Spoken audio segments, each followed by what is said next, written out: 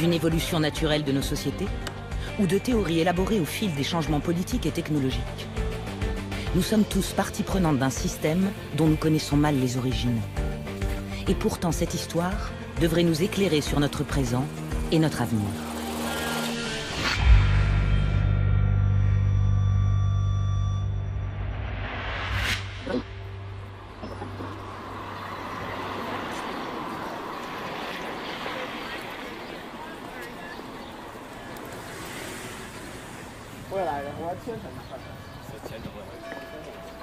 Des étudiants chinois visitent la tombe d'Adam Smith, philosophe écossais du XVIIIe siècle. Adam Smith est très honoré. Il a écrit un livre très connu, dont je ne connais pas le nom en anglais. Mais en Chine, on l'appelle Go Fulun. On le connaît tous. I root for the free market team. Adam Smith is my star player. Back in 1776, economist Adam Smith shocked everyone by saying that what governments should actually do is just leave people alone to buy and sell freely among themselves. It's as persuasive now as it was then. Everybody here knows Adam Smith, you know, he's in self-interest and greed is good and the invisible hand and free enterprise and free markets, etc. All that kind of, he's the father of capitalism. Pour beaucoup, le philosophe et son livre sont liés à l'origine du capitalisme.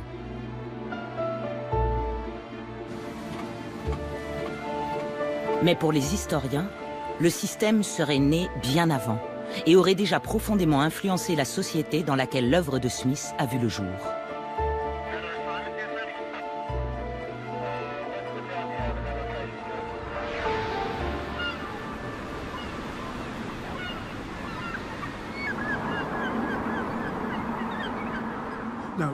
Il est significatif qu'Adam Smith ait grandi dans un port de la côte est de l'Écosse.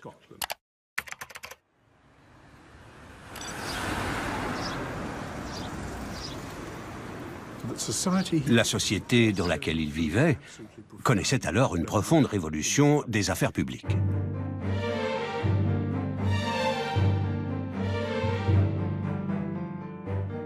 Les changements furent d'abord d'ordre religieux. Puis, en 1707, l'Écosse a été rattachée à l'Angleterre par un acte d'union qui est toujours en vigueur. Cette fois, c'est la vie politique qui a été transformée.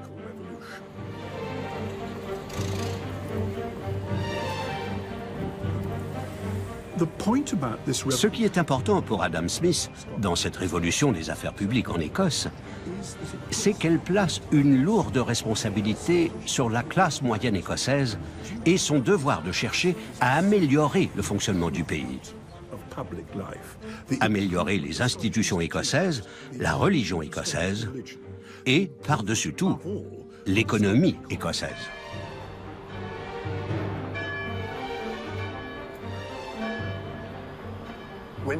Adam Smith a déménagé de Kirkcaldy pour s'installer dans cette maison en 1778, avec sa mère qui était devenue à l'époque une vieille dame fragile. La première impression de cette maison, c'est la vue splendide qu'on a des fenêtres. Quand il vivait à Kirkcaldy, Adam Smith pouvait admirer la plage et la mer. Ici, les fenêtres donnent sur des jardins, sur l'église de Canongate, où lui et sa mère allaient à l'office. Et d'une de ces fenêtres, Adam Smith pouvait apercevoir le monument dédié à son meilleur ami et confrère, David Hume.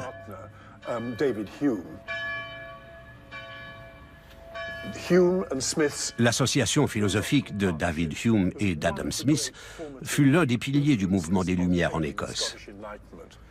Intellectuellement parlant, Hume et Smith se ressemblaient comme deux gouttes d'eau.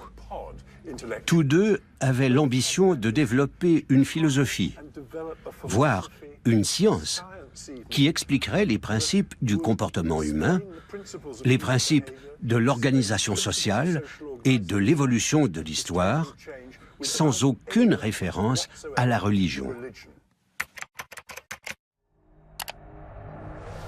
In the beginning,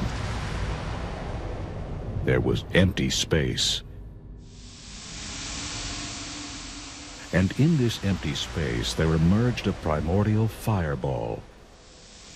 Billions of years ago, this fireball exploded.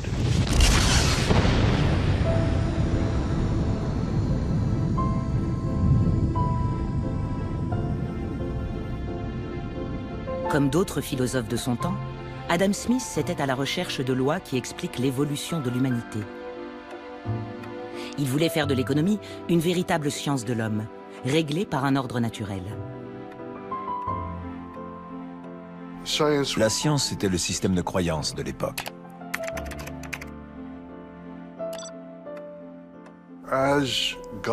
Tandis que l'idée de Dieu et des théocraties commence à s'écrouler,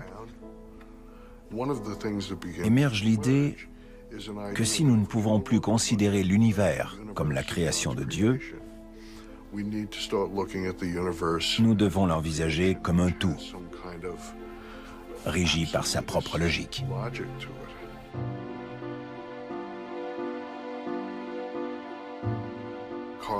Au XVIIe siècle, Carl von Linné, le célèbre botaniste, décide qu'il va envisager le monde naturel dans son ensemble et le définir comme un système hiérarchisé. Il commence donc à travailler sur son projet qu'il appelle Systema Naturae, le système de la nature.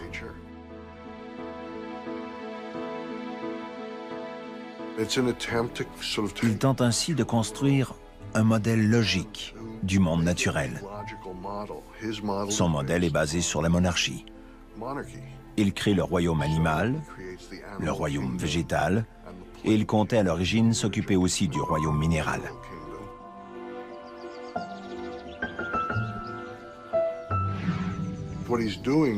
Il s'inspire de la structure sociale de son époque et la transforme en hiérarchie naturelle. En d'autres termes, il affirme que la hiérarchie sociale n'a pas été créée à la force de l'épée, mais façonnée par des lois naturelles.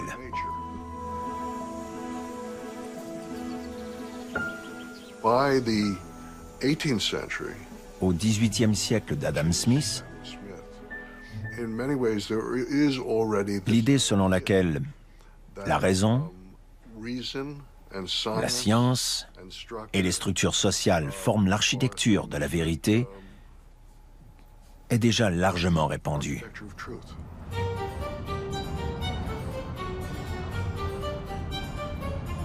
En 1763, presque 30 ans après la publication du Systema Naturae de Linné, Adam Smith arrive à Paris. Il est toujours en quête d'un ordre naturel de l'économie. À Paris, il entre immédiatement dans le cercle des physiocrates, les économistes de François Quesnay, qui en est la tête pensante. François Quesnay, c'était un médecin, donc qui était ni philosophe ni économiste, et qui, il faut le dire parce que c'est important, était tout à fait fasciné à son époque par la Chine. Il était très proche des idées de Confucius, d'ordre naturel, de vertu, de société équilibrée, d'économie relativement fixée, figée, avec des producteurs intangibles, etc.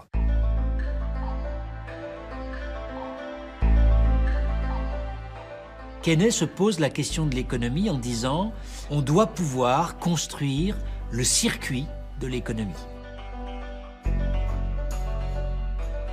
C'est-à-dire établir qui produit pour vendre à qui, qu'est-ce qu'elle produit et pour qui, donc voir tous les flux d'échange de produits comme d'argent entre les acteurs.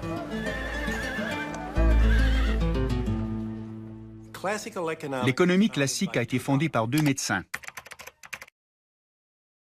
William Petty, un médecin irlandais, et François Quesnay, un Français, sont les fondateurs de la physiocratie. Leur concept de flux circulaire entre producteurs et consommateurs a été inspiré par leur vision du système sanguin. Pour eux, le corps humain est animé par un flux circulaire du sang vers les organes. Et l'économie, de la même manière, fait elle aussi circuler des flux, des producteurs vers les consommateurs.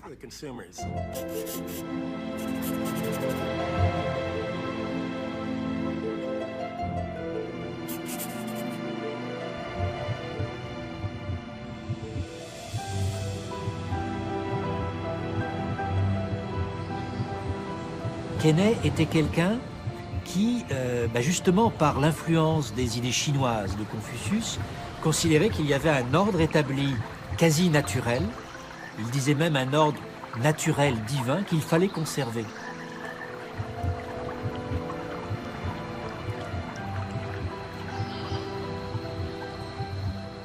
Donc, en ce sens-là, c'est peut-être normal que Smith et d'autres après reprennent cette idée-là ou mentionnent les idées des physiocrates comme étant importantes pour eux, puisque c'était la première fois peut-être qu'on établissait cet ordre naturel et qu'on donnait les mesures pour le maintenir.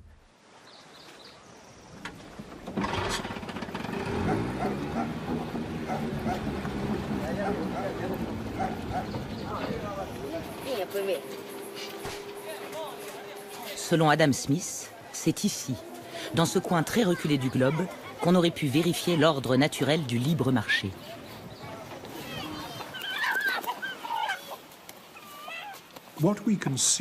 Ce qu'on peut voir dans le travail de Smith est un exercice consistant à mettre au point une science de l'homme absolument énorme.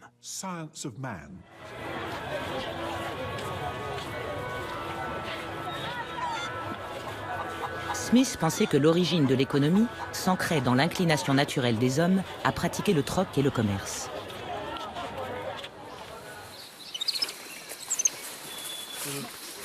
Il en tenait pour preuve les tribus sauvages, selon ses termes, des Amériques.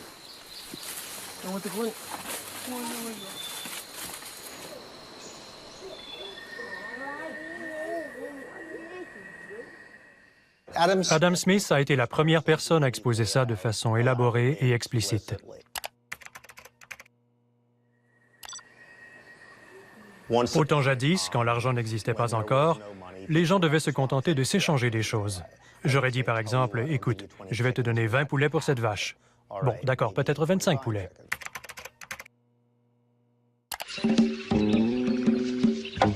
When we lived in caves, there were no shopping malls, and people's manners were Neanderthal. I'll give you this for that, that for this. We'll make a trade called barter. I'll give you this for that, that for this. We'll have it made with barter. On négociait, on concluait un marché, et voilà comment fonctionnait l'économie. Petit à petit, c'est devenu malcommode. Peut-être que tu ne veux pas de mes poulets, je ne possède rien d'autre qui t'intéresse. On s'entend sur quelque chose dont tout le monde voudra, et voilà l'argent qui arrive. L'idée radicalement nouvelle de Smith a été d'étudier l'économie in vitro, indépendamment de tout contexte social, culturel, moral ou religieux, comme n'importe quel chercheur l'aurait fait pour une science expérimentale. Intuitivement, ça paraît logique. Le problème, c'est que ce n'est pas vrai. Personne n'a réussi à trouver un seul endroit où ait eu lieu ce type de transaction. Et quand on y pense, il est facile de comprendre pourquoi.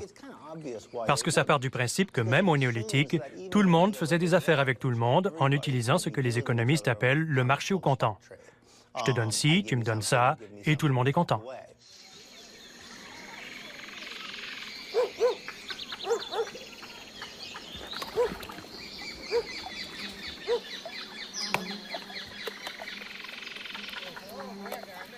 La théorie du troc avancée par Adam Smith aurait facilement pu être mise à l'épreuve chez les chasseurs de cette communauté isolée dans leur façon d'échanger le produit de leur chasse.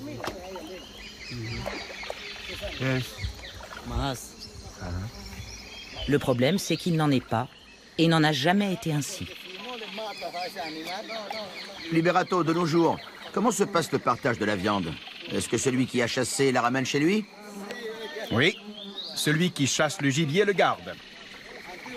Mais autrefois, c'était différent. Autrefois, on le cuisinait comme ça, tout entier, dans une grande marmite. Et là, on préparait l'animal et on invitait toute la communauté, tout le village. Et on le mangeait tous ensemble. Les anthropologues appellent ce système de partage communautaire la réciprocité. Pour les Mairunas, comme pour la plupart des tribus indigènes, cela appartient au passé. Aujourd'hui, personne au sein de la communauté ne va manger ce gibier. Il sera vendu au marché à quelques heures de bateau. La réciprocité est un système qui fonctionne au sein du groupe, de la famille. Quand on parle de famille, il faut toujours comprendre la famille étendue, qui peut parfois être très nombreuse. Je chasse. J'ai l'obligation de distribuer une partie de l'animal à ceux qui constituent mon cercle de relations. Et quand ils chassent, ils font de même. Quand je pêche, c'est la même chose. Ce n'est pas ce qu'on appelle le troc, car le troc, c'est « prends ceci et donne-moi cela ». Ici, ce n'est pas la même chose, c'est plutôt « je te donne ça maintenant, et quand tu auras quelque chose, tu m'en donneras ».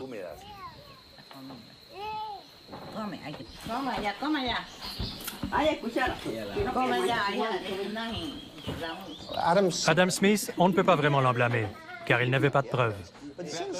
Mais depuis, les économistes se sont vus répéter par les anthropologues que non, les gens ne fonctionnent pas comme ça. Cela fait 200 ans que nous cherchons cette société qui n'existe pas. Mais les économistes se sentent toujours obligés de raconter la même histoire. C'est clair que cette version les arrange, mais elle n'a rien à voir avec l'histoire ou la réalité empirique. Les Maijunas ne sont pas passés du troc et de l'échange à l'économie de marché par une évolution naturelle. Ce sont la colonisation et la loi du marché qui les ont rattrapés au moment de la découverte du caoutchouc en Amazonie à la fin du 19e.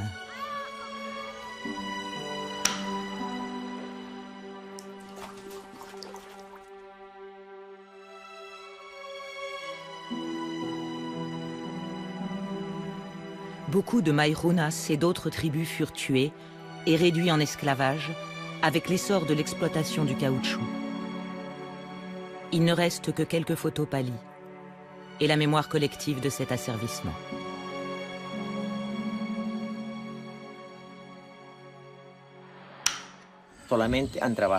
Ils ont travaillé uniquement comme des esclaves.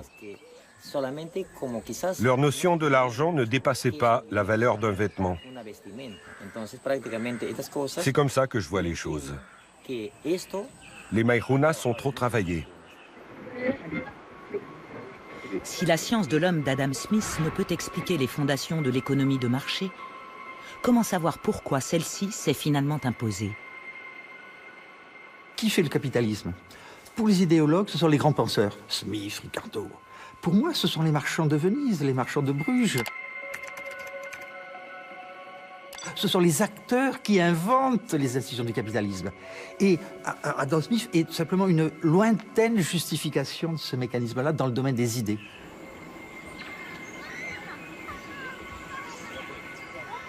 Alors le capitalisme ne serait pas la mise en œuvre d'un concept, mais le résultat d'un processus historique qui a transformé les Maijunas et chacun de nous en Homo economicus. Il y a une date clé à la source de ce bouleversement historique.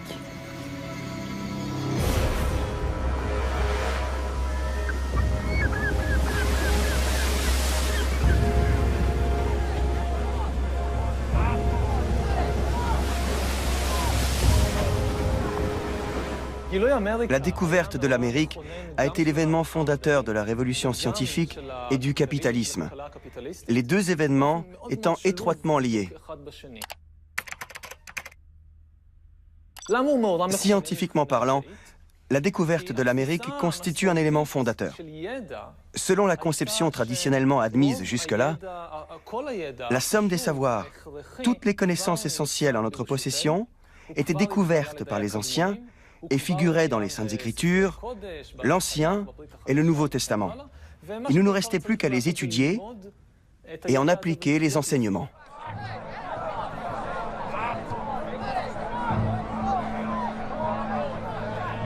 À peine découvert un nouveau monde, les Européens se sont empressés de le conquérir, de le coloniser, d'en piller les richesses, d'en exploiter les champs de tabac et de coton, les mines d'or et d'argent.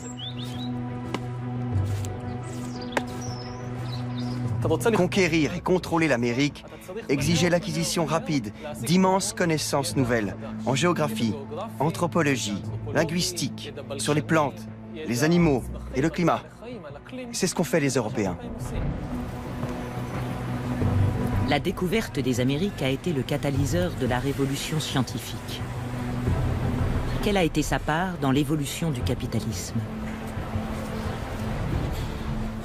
Ce qui est intéressant, c'est que tous nos débats sur l'histoire du monde, je crois, reposent sur des bases fausses. On se demande pourquoi l'Europe était en mesure de conquérir le monde et pas d'autres civilisations.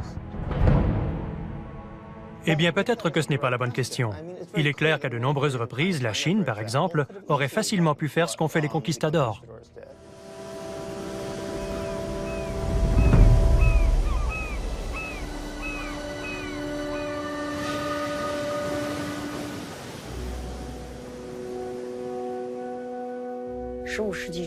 Cheng Ho entreprit sa première expédition dans les mers occidentales en 1405.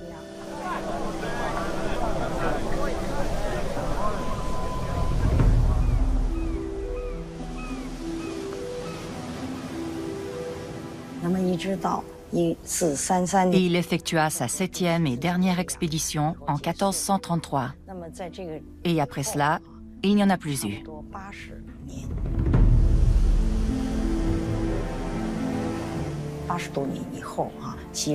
L'Occident n'a commencé ses voyages vers l'Est que 80 années plus tard. Si l'on en juge d'après l'envergure des expéditions, le matériel des équipages, l'architecture des bateaux, leur mode de construction et les techniques de navigation, il est très probable qu'à l'époque de Cheng Ho, la Chine était très en avance sur le reste du monde dans le domaine de la navigation.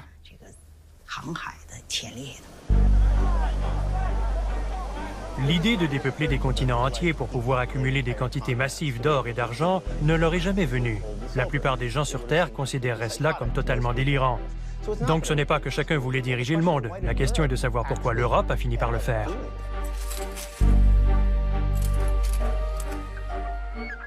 Je crois que la réponse se trouve dans la relation particulière qui existait entre les prêteurs et les entrepreneurs.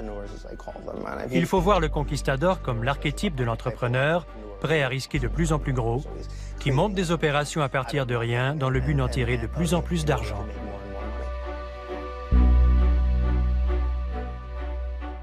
Si les expéditions chinoises relevaient d'une volonté impériale, les découvertes occidentales ont été le fait d'initiatives privées aux conséquences tout à fait différentes.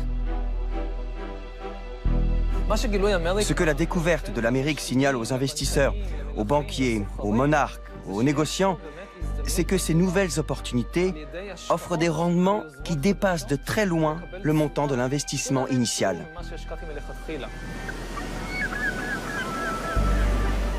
On était prêt à verser avec libéralité des sommes considérables, en s'inspirant de l'exemple de Christophe Colomb.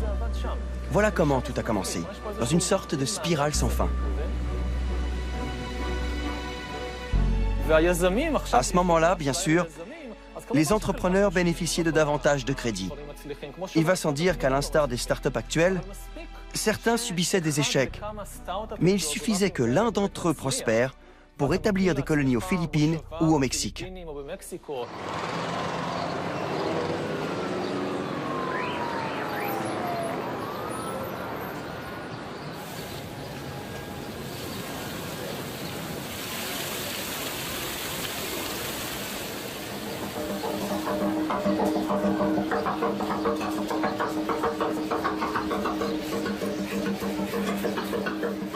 La conquête du Mexique par Cortés en 1519 illustre les nouvelles règles du jeu qui s'établissent entre découverte géographique, colonisation et argent.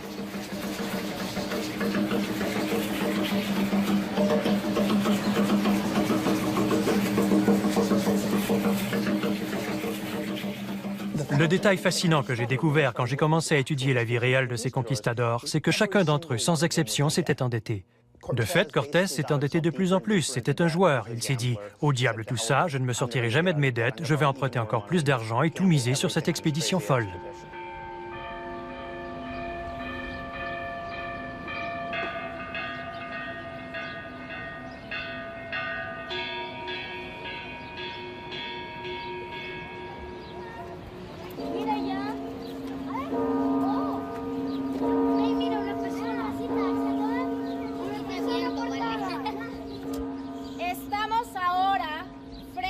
Nous nous trouvons à présent devant le temple, le plus important de ce site.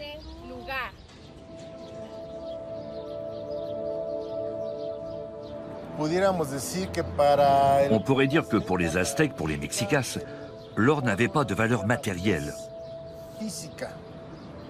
Pour les Espagnols, cette valeur existait. C'était un métal très important pour des raisons aussi bien économiques que matérielles, voire scientifiques, car il était très utile.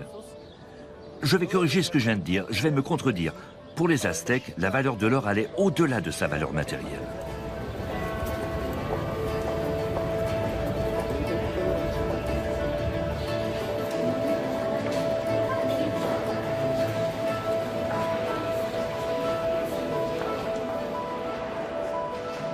Lorsque l'envoyé de l'empereur aztèque Montezuma lui demande pourquoi il était obsédé par l'or, Cortés répond « Mes compagnons et moi souffrons d'une maladie du cœur que seul l'or peut guérir. »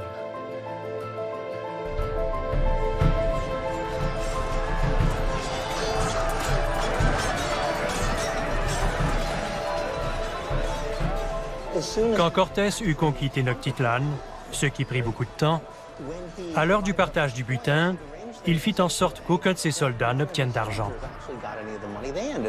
Déjà endettés parce qu'il leur faisait payer les frais médicaux, le remplacement des armes et tout ce qui s'ensuit, ils étaient sur le point de le tuer. Pour s'en sortir, il leur a dit « Voilà ce qu'on va faire, je ne lâcherai pas l'affaire, mais je vais vous donner un moratoire de 10 ans. Partez dans les provinces et gérez-les comme vous voulez. » Les soldats sont alors devenus des gouverneurs rapaces qui soutiraient juste le plus d'argent possible.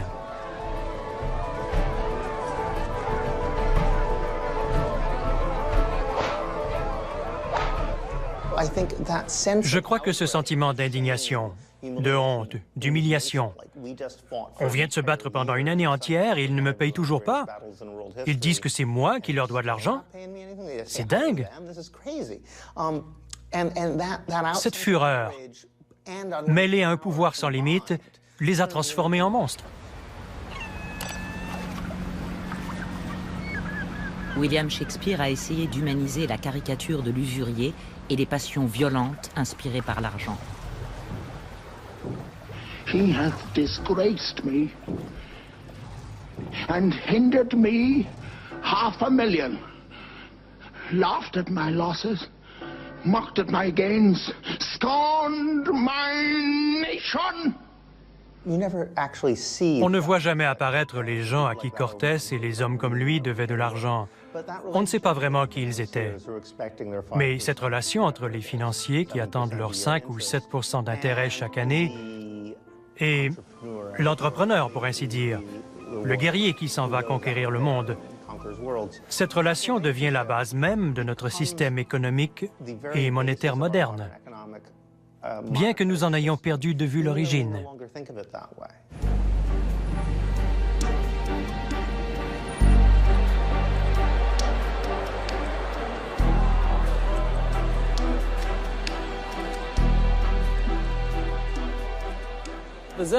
Et voilà comment s'enclenche la spirale des investissements et des conquêtes. Le processus, qui débute avec la conquête de l'Amérique, va engendrer ces deux phénomènes. La spirale des découvertes scientifiques, comme celle de l'économie capitaliste, du crédit, des investissements, des profits, et ainsi de suite.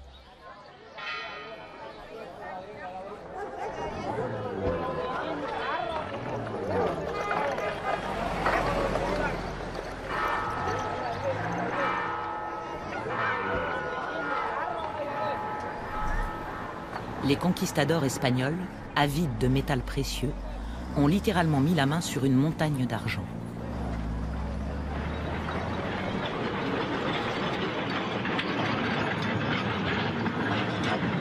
Ils l'appelèrent Cerro Rico, la montagne riche.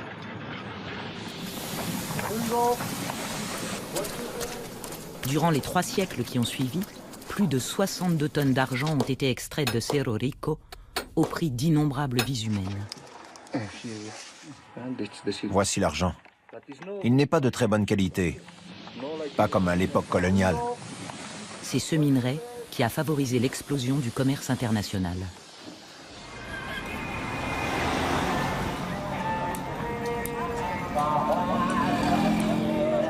En Chine, l'argent d'Amérique latine a alimenté une expansion spectaculaire du commerce.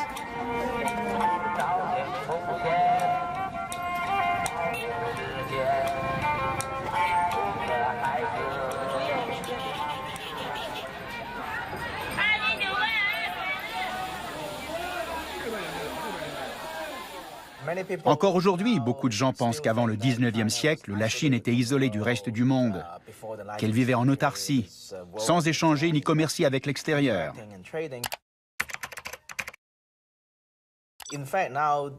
À vrai dire, il est aujourd'hui très clair que les grandes découvertes européennes, comme celle des Amériques, avaient eu un impact vraiment important sur la Chine.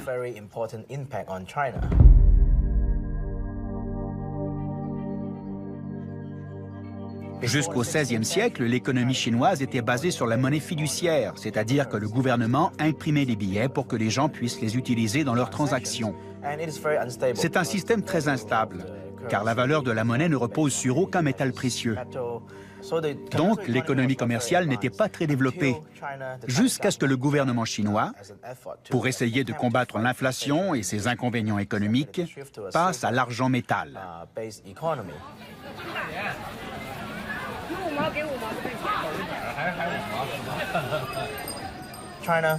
La Chine, à cette époque, trouva une source d'argent fiable et stable. L'économie tout entière fut métallisée, c'est-à-dire que l'argent devint la monnaie standard pour les transactions commerciales. Ce fut la source d'une rapide expansion commerciale.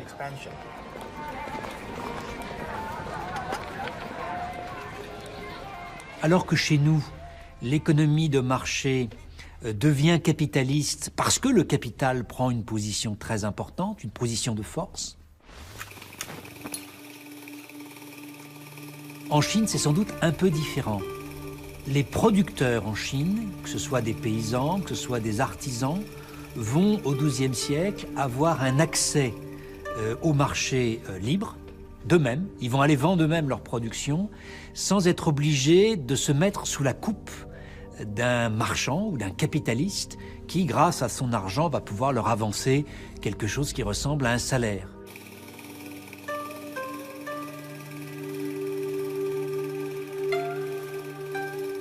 Le marché qui se développe sans intermédiaire entre les petits producteurs chinois attire l'attention des voyageurs et des missionnaires européens.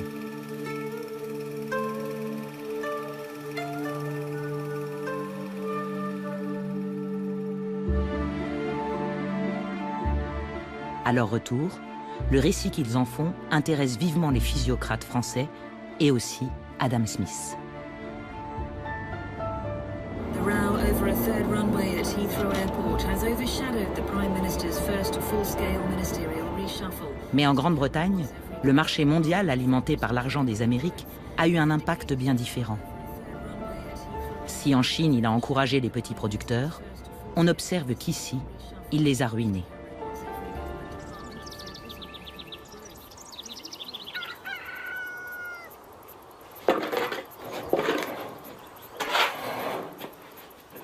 Simon Furley est un défenseur des petits agriculteurs indépendants, devenus rares en Grande-Bretagne depuis le XVIe siècle. Si on est doué, on peut arriver à un revenu minimum avec 4 vaches laitières, sans les nourrir de façon intensive, ce qui nécessiterait environ 4 hectares, quelque chose comme ça. J'ai 2 vaches. Pour en vivre, il en faudrait 4. Et il faudrait être doué. Comment a-t-on pu pressurer les agriculteurs indépendants de cette façon? Ça dure depuis 400 ans. Ouais, c'est à peu près ça. En fait, ça remonte aux enclosures. Dès le XVIe siècle, quand les petits paysans ont été chassés des terres récupérées par les gros propriétaires terriens qui voulaient les réunir et les améliorer pour les rendre plus productives. Mais par la même occasion, ils ont expulsé des terres la majeure partie des gens. Les choses auraient dû se passer autrement. L'argent qui afflue dans des pays comme l'Espagne crée une forte demande de laine anglaise et rend l'élevage des moutons plus rentable. Le système des enclosures chasse les paysans des terres communes pour y mettre plus de moutons. Les enclosures, en fait, c'est le désir des seigneurs, des propriétaires terriens, qui sont parfois aussi des bourgeois au XVIe siècle en Grande-Bretagne. C'est leur désir de faire respecter un droit de propriété qui, jusqu'à présent, était par la tradition plus ou moins géré en commun, laissé en culture pour les populations qui étaient les plus pauvres. Donc à partir du XVIe, les seigneurs et les bourgeois se mettent à faire valoir leur droit à la terre.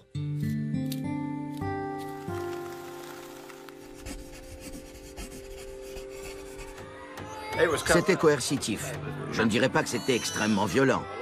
Mais il y avait beaucoup d'émeutes, beaucoup de résistance, beaucoup de pauvreté et de gens précipités dans le milieu urbain où le taux de mortalité était très élevé. Donc, dans un sens, c'était violent dans la mesure où le taux de mortalité des villes industrielles émergentes était plus élevé qu'à la campagne.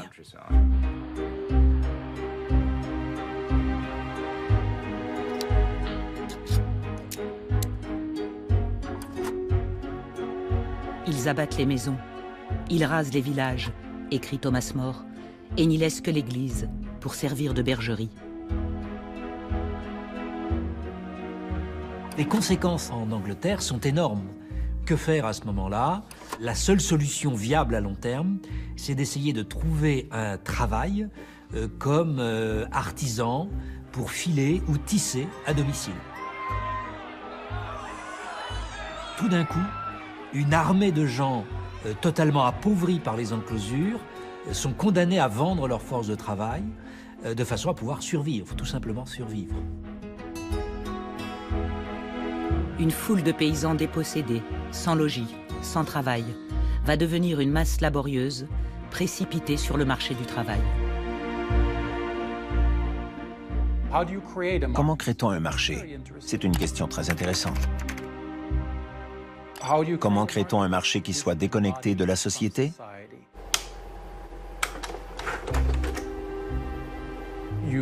Eh bien, vous pouvez faire passer toutes sortes de lois qui font de la pauvreté un crime, comme ça a été fait en Angleterre entre 1650 et le début du 19e siècle. Vous pouvez faire du vol de mouchoirs un crime majeur. Les enfants peuvent être exécutés. Vous pouvez emprisonner des gens parce qu'ils ne payent plus leurs dettes. Et cette somme de lois de terreur qui sont mises en place pour criminaliser la pauvreté, pour accroître les dettes, pour créer des êtres humains qu'on peut acheter et vendre, tout cela favorise la naissance d'un marché d'un genre particulier. Allez, on y va.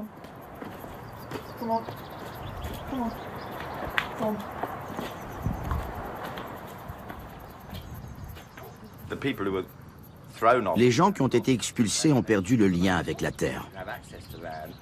Si vous avez accès aux terres, vous gardez un peu d'indépendance. Vous êtes votre propre patron. Vous n'êtes pas vraiment redevable à qui que ce soit. Tandis qu'une fois déraciné, vous êtes dans une situation bien plus incertaine.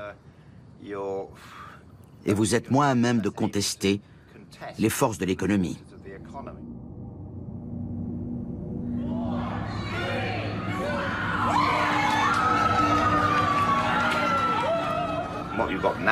Ce qu'on a maintenant, c'est une situation où pour faire tourner le capitalisme, il faut persuader les gens de consommer. Ce qui était un peu le problème avec ceux qui vivaient de leurs terres ou des terres de la communauté. Ils n'étaient pas dingues de consommation. Vous n'avez pas besoin d'acheter grand-chose quand vous vivez dans un endroit comme celui-ci. Il y a beaucoup à faire et assez à votre disposition pour vous distraire et manger, etc.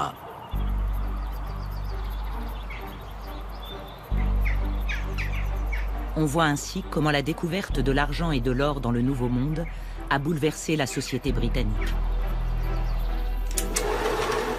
Et partout dans le monde, les entrepreneurs privés se mettent à reproduire ce modèle pour bâtir des empires économiques.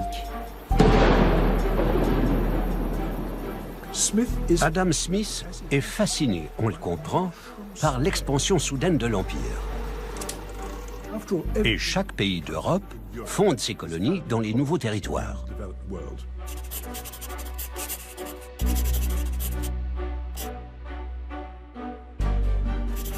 Et comment ces colonies sont-elles développées? Elles le sont en fait par le secteur privé, comme on dirait aujourd'hui. Que font les grandes sociétés de commerce? Avec l'accord du gouvernement, elles s'installent aux quatre coins du monde et deviennent des gouvernements.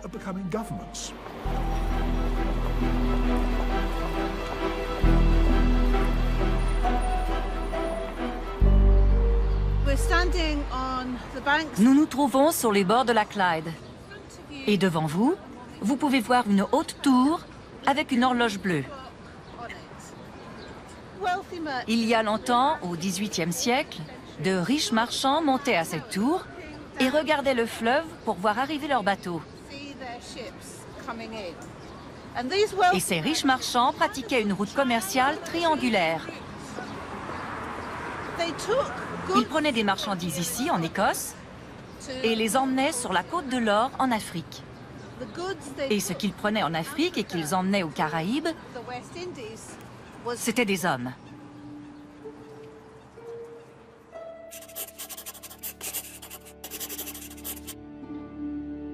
Les navires venant d'Europe transportaient des marchandises pour l'Afrique. Ils embarquaient ensuite des esclaves pour le Nouveau Monde, puis en rapportaient des matières premières. Ce commerce triangulaire, qui relevait surtout d'entreprises privées, a largement contribué à l'émergence d'une économie de marché. Le fonctionnement du commerce au XVIIIe siècle, dans toute l'Europe, dépend de plus en plus de l'esclavage des Noirs. Smith est tout à fait conscient de ça. Il a d'ailleurs étudié de près le fonctionnement de l'économie écossaise de son époque. Mais il a choisi de fermer les yeux sur l'esclavage.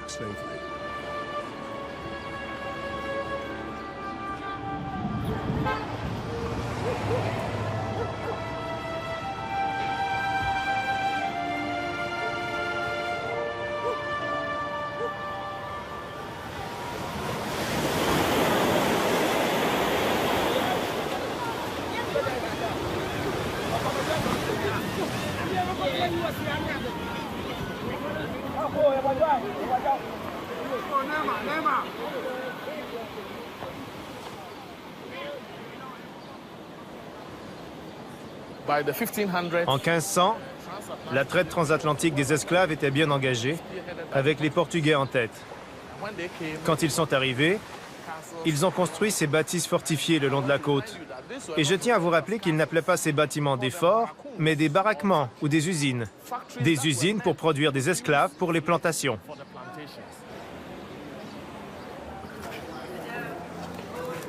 Vous voyez ceci? C'est l'emblème national du Ghana. Ça remonte aux croisades. En haut à droite, il y a un fort, pour montrer le rôle que ces bâtiments ont joué dans le développement social, économique et politique du Ghana.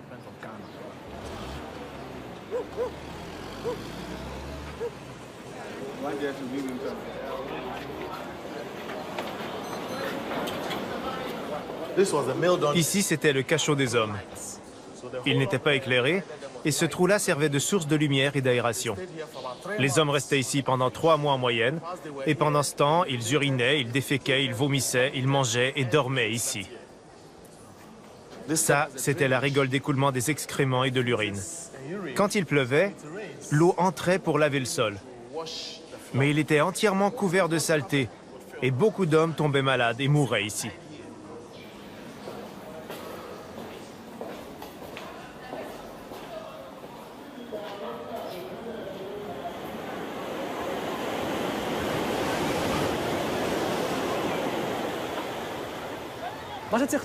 Quant à la traite négrière, il faut bien voir qu'il s'agit d'une activité purement économique, liée au marché capitaliste. Il ne s'agit pas d'une entreprise gouvernementale, ni monarchique. L'organisation, la mise en œuvre et les modalités relevaient de compagnies privées.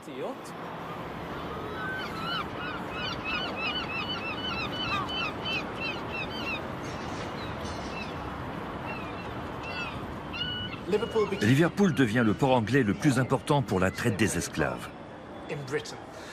Londres et Bristol ont bien tenté de rivaliser un temps, mais en 1750, Liverpool avait définitivement pris l'avantage.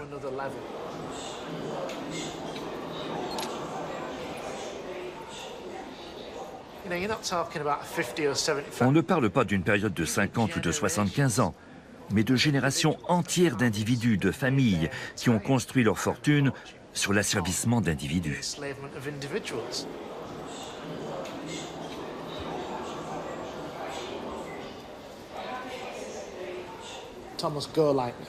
Thomas Golightly était maire de Liverpool et l'un des marchands de la ville qui commerçait avec l'Afrique.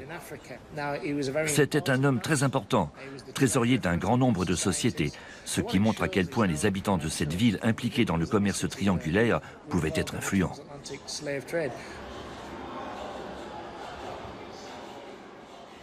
D'où proviennent les fonds nécessaires à acquérir des navires, des esclaves, etc. Des placements boursiers. On investit son capital dans l'acquisition de titres de compagnie qui font commerce des esclaves, ou dans des banques qui, à leur tour, accordent des prêts à des compagnies négrières. Bref, tout se résume à une course au profit.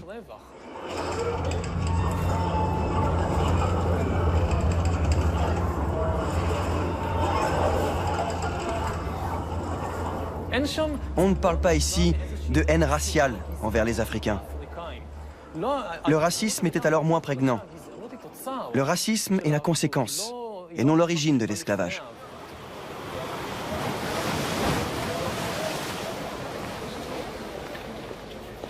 « 400 ans d'esclavage. Le capitalisme meurtrier. Tout le monde veut sa part du gâteau. »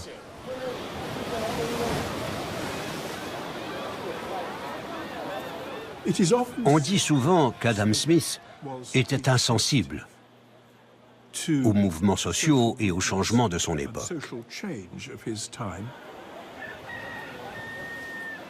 Peut-être que ce qui est passé sous silence dans la richesse des nations, c'est l'esclavage.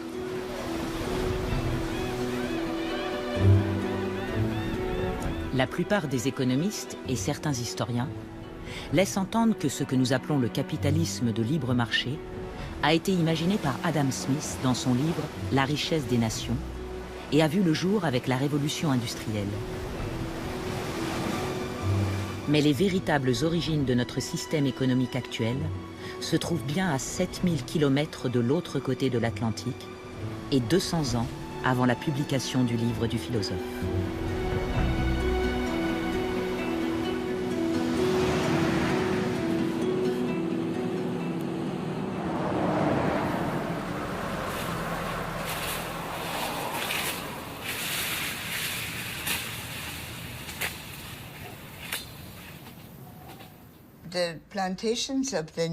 Les plantations du Nouveau Monde ont été la première activité productive que l'Europe a mise en place dans une région non européenne.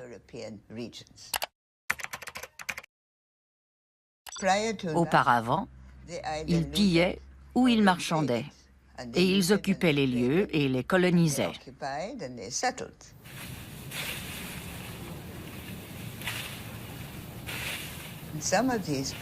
Certaines de ces plantations étaient immenses, bien plus que n'importe quelle entreprise européenne à l'époque.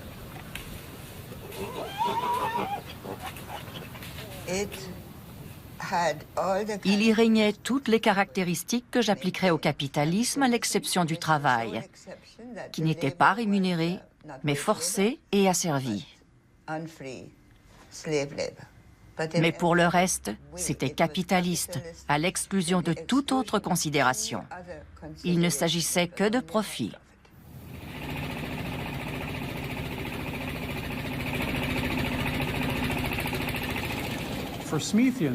Pour les profanes, il est difficile de mettre en relation une coercition extra-économique, comme l'esclavage, avec des relations économiques normales.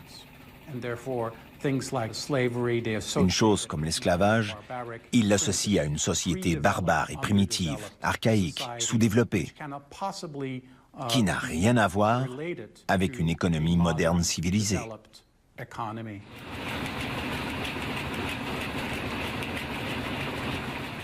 Mais on peut légitimement dire que le capitalisme a en fait commencé au XVIe siècle, avec la colonisation des Caraïbes et de l'Amérique latine.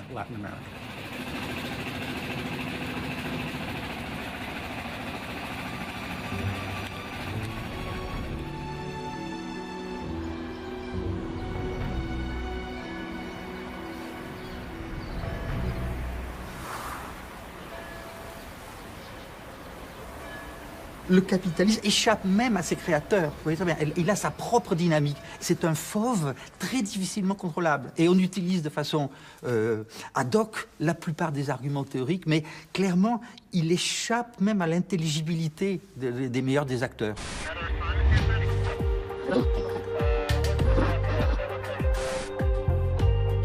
Mais si la naissance du capitalisme n'a en effet rien à voir avec Adam Smith, pourquoi son livre « La richesse des nations » a-t-il eu tant d'importance? Et pourquoi sa vision de l'économie en tant que science est-elle si largement partagée?